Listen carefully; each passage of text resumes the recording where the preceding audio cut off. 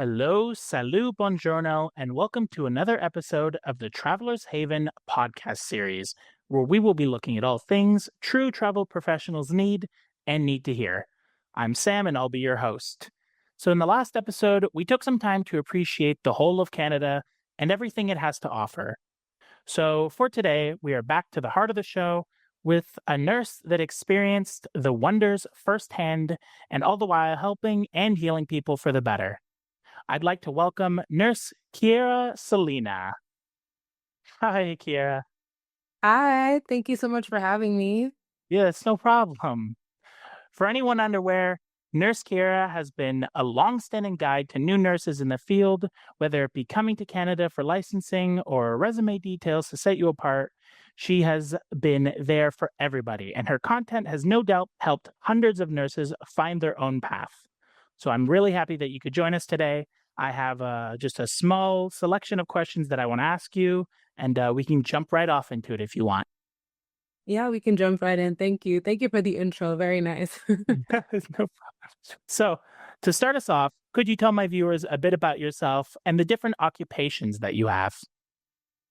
My name is Kiara. Like Sam said, I'm 28. I am a travel nurse, originally from born and raised in Montreal, but I also lived in Ottawa, and I'm now based in BC.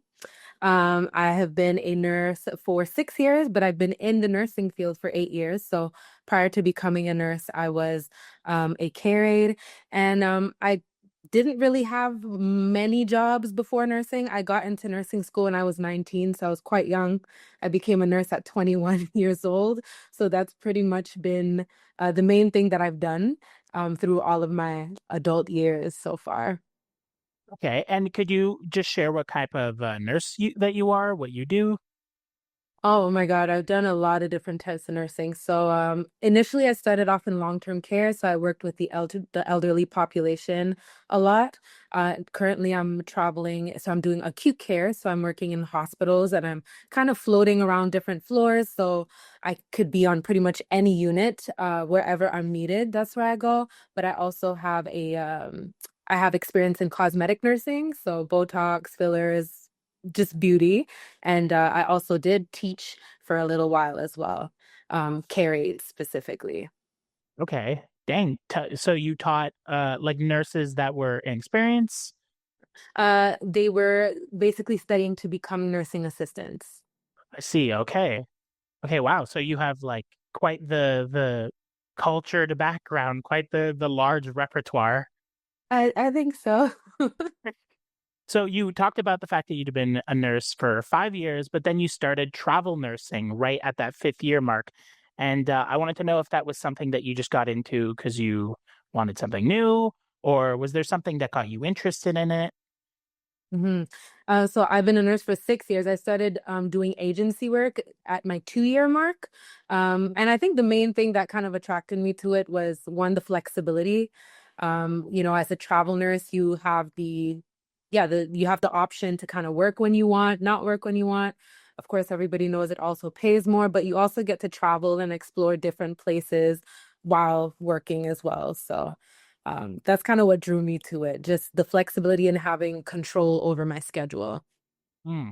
Okay. Did you know any travel nurses in the same field, or was it just something that you saw and you were like, you know what, I'm going to do it? I always knew I wanted to travel from since I was in nursing school. When I used to watch like different nurses on YouTube, TikTok wasn't really like that big back then, but when I used to watch nurses online, I saw nurses travel nursing. I saw, their quality of life, and I always knew I wanted to be a travel nurse. So. Okay. And so how long had you been travel nursing? Are you still doing it, or did you do it and then now you're not? No, I've been doing it for 4 years. When I first started agent working for agencies, I was doing it locally. So I was at the time I was living in Ottawa, but I was basically doing the same thing that you would be doing as a travel nurse, just locally. So going to different facilities, local facilities, and helping them staffing shortages. Now I travel out and I go a bit further. So I still am travel nursing. I'm actually on a travel nursing contract right now. Okay. Okay. And what's your experience been with it so far? Like, Not just, how the places have been that you've been to, but like, have you ever had any issues with accommodations or with the staffing agencies that you've worked with? Has it been generally good, or do you think like there are some problems with it? Generally it's been good. I think the very first contract that I had was not that good of an experience, but that was my very first contract. I wasn't used to travel nursing contracts, so there were small clauses in it that I wasn't aware of, and I ended up losing some money. But after that, all my experiences have been generally good. Okay. Could you give me sort of just a quick rundown of any of the ones that you can remember that like Mhm. just in order that they came? Like the negative ones. Well, I mean just all of them, but if you want to point out the negative ones, that would be great too.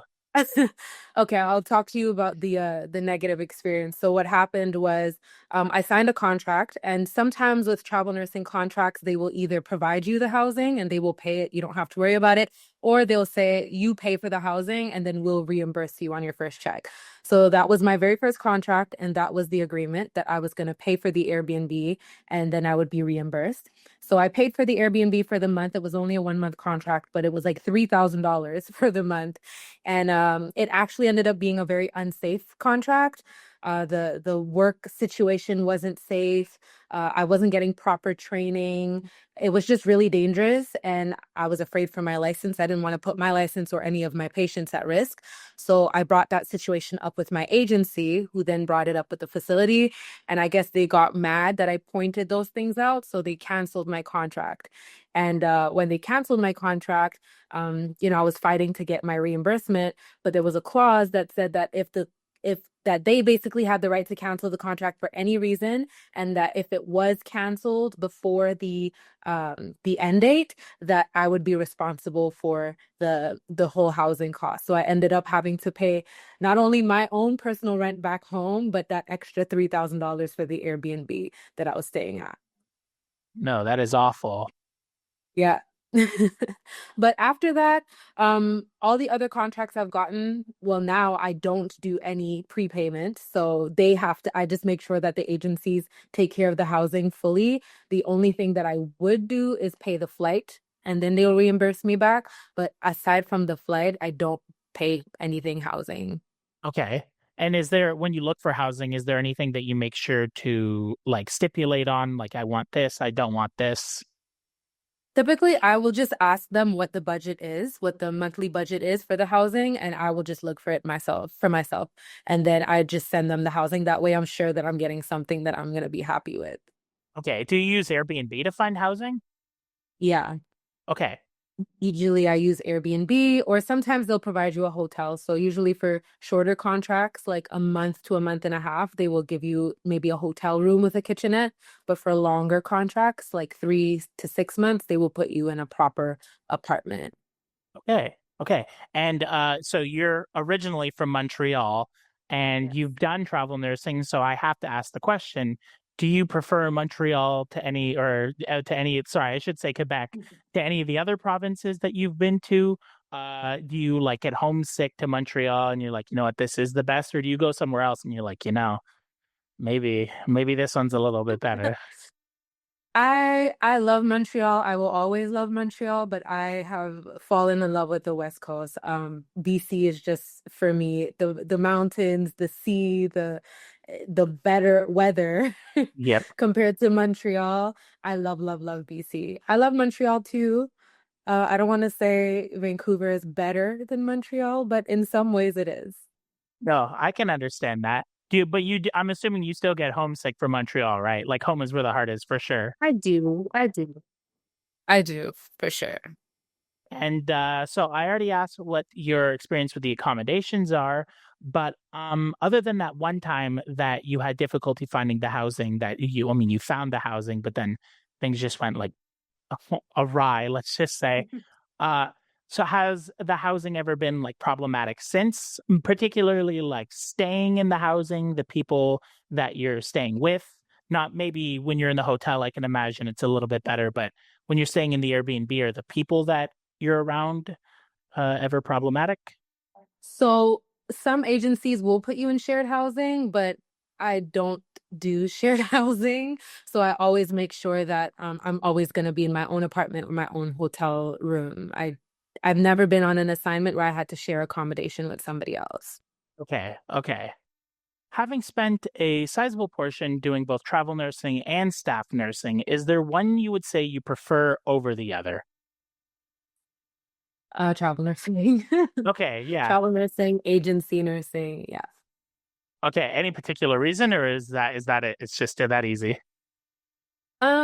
It's the flexibility again. It's the control you have over your schedule. You feel like yeah, you feel like you run your life. You work when you want to. You don't work when you don't want to. You don't really have that flexibility with staff nursing.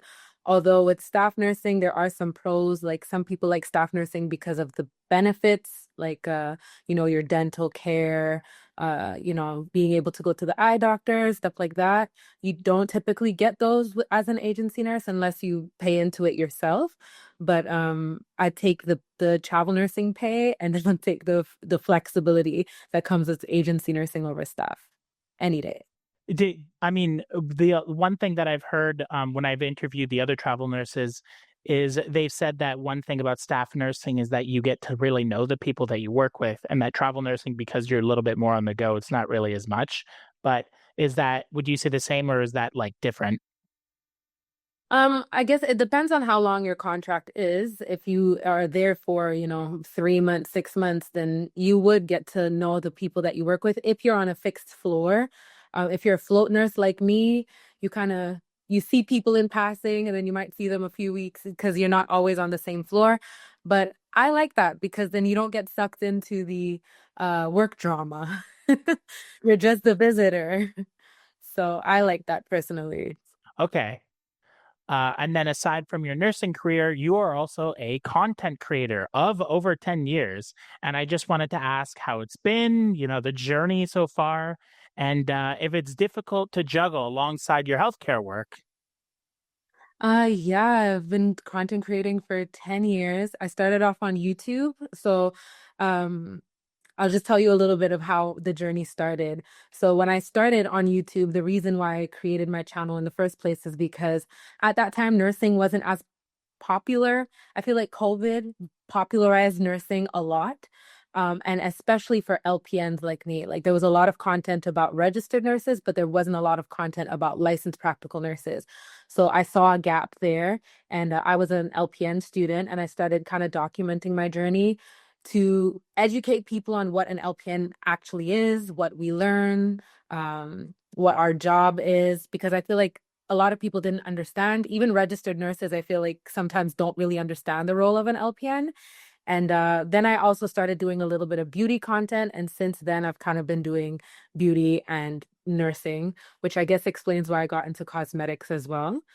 Um, it has been a little hard to juggle content creation with nursing, especially YouTube, because it's long form, so it's a lot more editing. The videos are longer. But I guess with TikTok and Instagram, where you can kind of post shorter videos, it made it a lot easier for me. That's why I focus more on TikTok. I focus more on TikTok than I do YouTube now. Okay. Okay. And I mean, which parts of your YouTube and TikTok too would you say that you are the most interested in? Because you do a lot of nursing stuff, but then you also do a lot of um like beautology stuff and aesthetics and all that. So I would imagine that you have a preference, or is it just whatever you're feeling in the moment is what speaks to you, or do you try and like balance it out too? I do both. I actually have two TikTok pages. So I have one that's mainly focused on beauty and content creation. And then I have my nursing that's more focused on nursing. Okay. So I like teaching people a lot. So whether I'm teaching about content creation or teaching about nursing, it doesn't really matter. I just like adding value. So I like both of them equally. Okay. And I know that recently you had a little bit of trouble with, or semi recently, I should say, with your social media platforms. And I just wanted to know if you could talk about that just a bit. Yeah, so last year, I noticed that there was like an influx of bot followers on my on one of my TikTok pages. And I didn't really know what it was that was happening, but then I found out that somebody was paying to bot attack my pages because they were basically trying to get me suspended. I guess they had a problem with my growth, or I don't know if I'm assuming this is somebody that I know personally. I don't know who it is, but yeah, they started buying me bot followers. It stopped for a while because I kind of stopped posting on that TikTok page, and then I created my other one secretly and grew it secretly. Same thing with my Instagram, and then I kept my new Instagram secret as well. And one day I just decided to share it on my personal Instagram page. And then the bot started again within 5 minutes. So I knew it wasn't a one-time thing. It was somebody who was actively watching me and bot attacking my pages. And it still happens up to this day. Like I just got bot attacked like 3 weeks ago. The thing is, Instagram slowly removes the bots, but I guess they're kind of tracking me. So every time their bots are like almost gone, they just buy me a new set and they just keep doing it over and over again. That's crazy. I don't even really understand like why that is really absurdly first of all mean to do, but also like a dedicated like hateful sort of thing. Like why do you? I don't want to get like too much into it, but I mean, do you know why? I feel like there can't even be a reason. I don't know. I have no idea who it is. I feel like if I knew who it is, then maybe I could try to understand why, but I'm always in my corner, travel nursing away from everyone, away from the mix. I don't know why they're doing it, but they're doing it. But it hasn't really affected my accounts much. I feel like my old TikTok page, it did slow it down a little bit, but I found that as long as I keep posting high quality, valuable content, I'm able to kind of like surpass the attack, if that makes sense.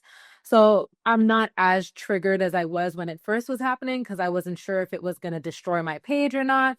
But now that I know it doesn't really matter, I don't really mind much. I mean, it's their money. If they want to keep using their money to do it, there's nothing I can do. I don't even. Yeah, I guess. I mean, yeah. Okay, yeah. And to finish off, I have one last question. Is there anything you'd like to say for a potentially struggling content creator or a fatigued nurse that might be watching? Just any words of wisdom. For a content creator, focus on your audience and what they want instead of what you want. This is why I like posting, I like teaching a lot because I find that adding value and educating people, they have viewers can be a little bit selfish. So there has to be something in it for them. So as long as you're educating and adding value, it'll draw people in more than like more selfish, not selfish content, but more self-centered content like vlogs and stuff. You can do that once people get to know you, but when you're building, focus more on adding value. And for a fatigued nurse, do travel nursing Okay, fair enough. or agency nursing. You'll have a lot more control over your life. Okay. Okay, well, I mean, that's pretty cut and dry. I feel like that's pretty good advice, right? I mean, most of the exhausted nurses that I know are staff nurses that are giving way more than they gain from facilities. And I mean, it sounds mean because people are like, you're supposed to do it for the patients, but you're also supposed to take care of yourself as well and prioritize yourself. You can't put other people first and then completely neglect yourself. You have to take care of yourself. So agency nursing allows you to kind of have control over your schedule so that the days where you're feeling super exhausted, you don't have to go into work. You can take a little break and recalibrate before going back in. Oh yeah, if there's anything I'd learned doing this for as long as I've been doing, which to be fair isn't very long, but is that burnout is I mean, I've seen it repeated so many times that burnout is very real in nurses and happens very quickly. Doesn't matter the good you're doing, eventually it starts to wear on you. It does. It does. Yeah. And well, I think that's a good place to leave off. I think so too. So thanks again for coming onto the show. I'm really happy that you joined me, and I think that you have brought up some very interesting things, and I hope that the people that watch this think so too. Thank you so much for having me. I'm super happy to be here. Very exciting. And I always do it, but I highly encourage my watchers to check out your YouTube channel, which will be linked in the description, and then also your Instagram, your TikTok, everything. It'll all be in the description. And if you're watching this, check it out. Always, I say it every time, do it. Support people. It's just that easy. It's just that easy. Yes, it's just that easy. And I've been Sam. This has been Traveler's Haven, and I wish you safe travels.